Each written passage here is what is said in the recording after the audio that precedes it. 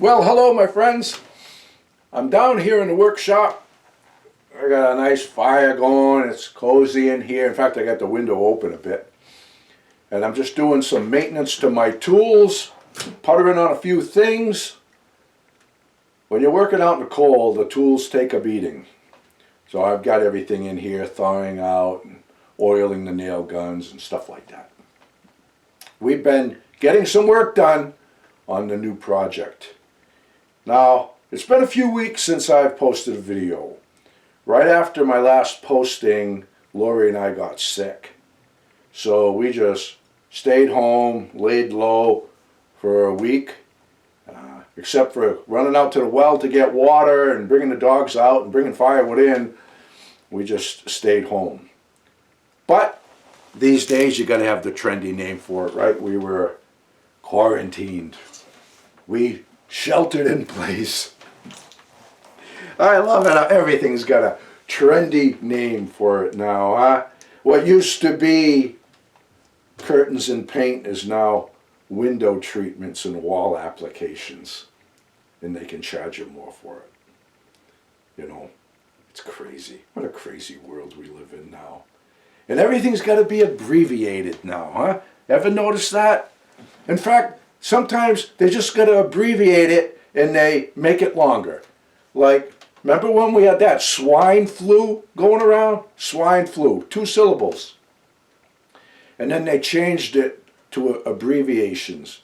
The N1, H1N1 virus, which is 6 syllables. It's more of a mouthful, but nonetheless, you got to abbreviate it. I don't know. It's a crazy world we live in. That's why we like to live in the woods and do our own thing.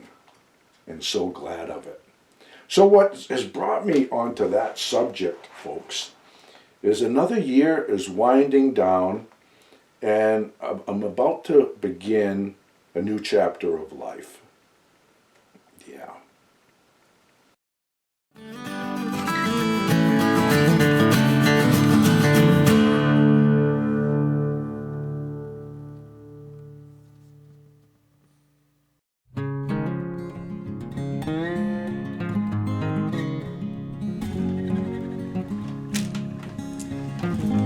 I have always lived my life in chapters, like chapters of a book.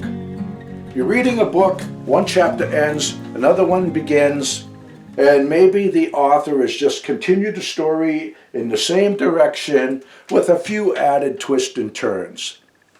Maybe the story has changed dramatically from chapter to chapter, and maybe some new characters have come into play. And my journals could speak volumes on that subject through the years.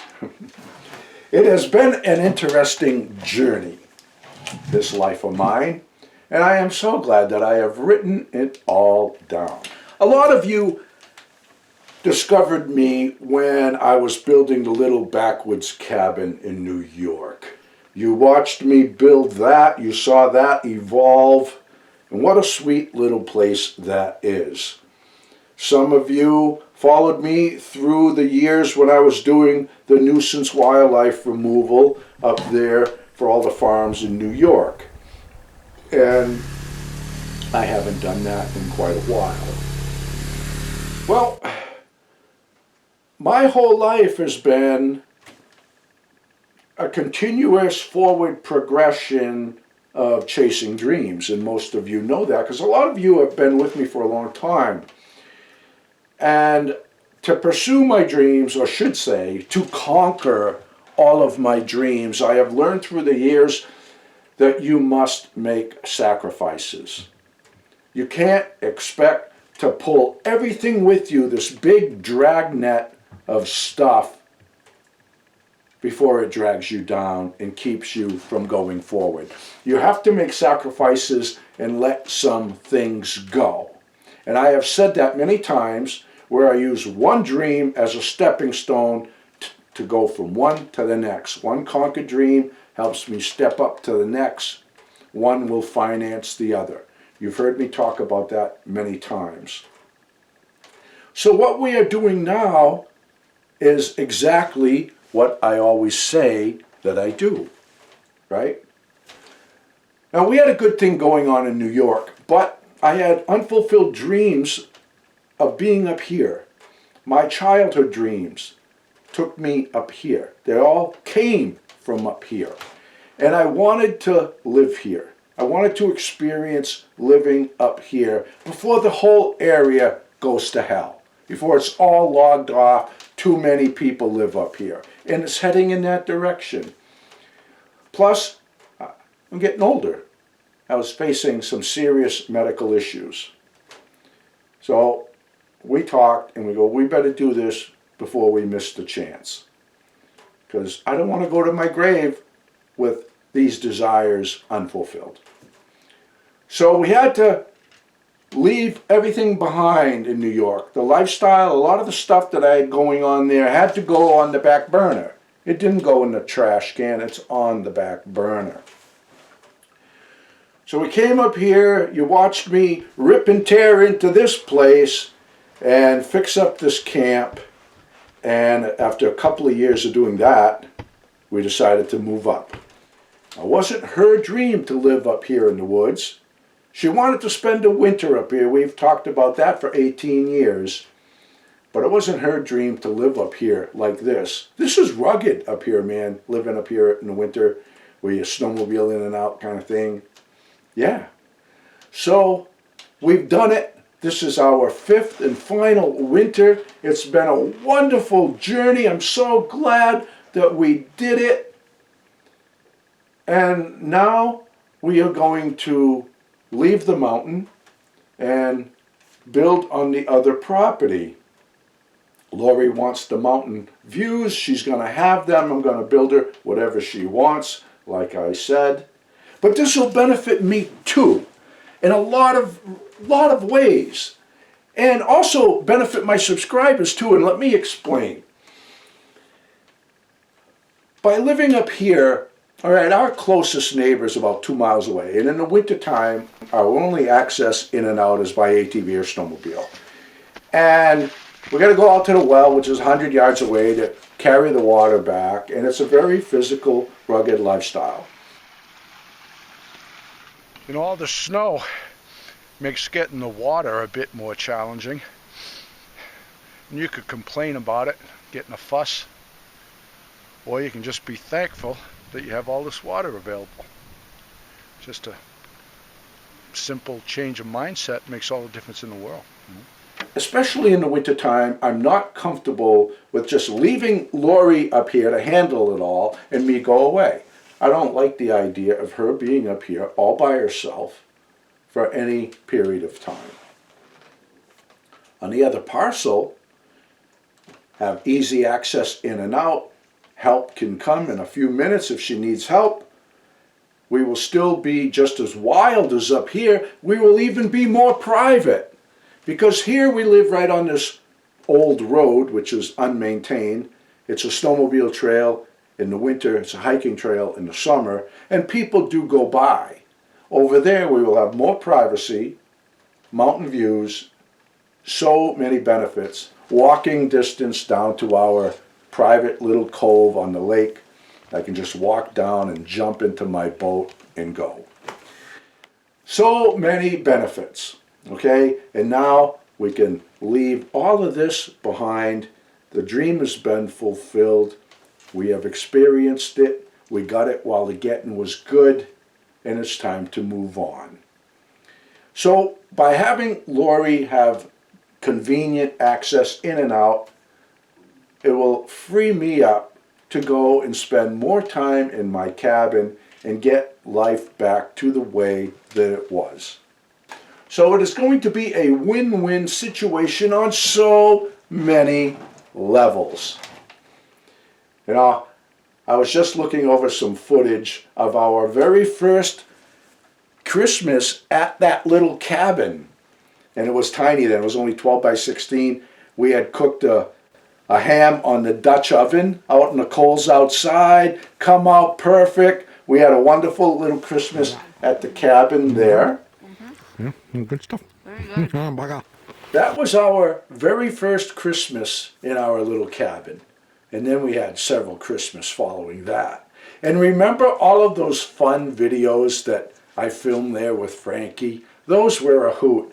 If you're new to my channel and you never saw our Christmas videos, you gotta see them. They are fun. We're gonna watch them all tonight, and I will put them down, the link in the description below. You gotta check them out.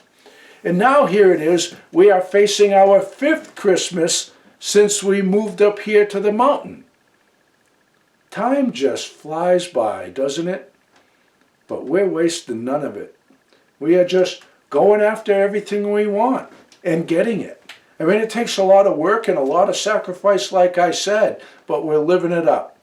Now, you know I write a journal, and I came across this morning. This particular journal I had started on May 31st, 2015. It was a journal that I left up here, and every time that I came here with a truckload of lumber, a trailer load of lumber, and was working on the camp to make it our home, I documented all of it right in here. All right. I gotta get a little extra light because my eyes are not what they used to be. I started this here. It says, since this journal only has 1 page left in it, I wanted to end it with a day of significance. Christmas Day is upon us, and a good one so far. All right? So then I wrote a whole bunch of stuff. But what I really want to share with you is the parting statements, because I think it's kind of cool. In a couple weeks, we will hit the 6-month portion of our first year at the camp. We've had our struggles, but so far, so good. The pages of this journal will be fun to look back on someday. What a journey this has been.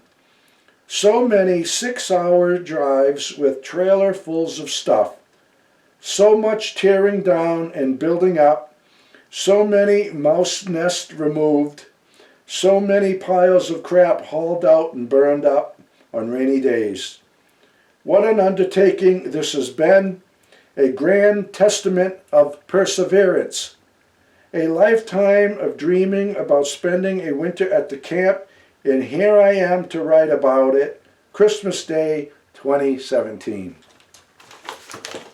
That's what life is all about, my friends. I said before, and I'll say it again, that there is nothing more gratifying than the fulfillment of a dream. So Merry Christmas, everyone. I will give you a little sneak peek of what we've gotten accomplished with the project over the last couple of weeks. And as soon as we get the building dried in and the big push is over, I'll give you that building video that I talked about. So that's it for now, folks. Merry Christmas to you all. Happy New Year.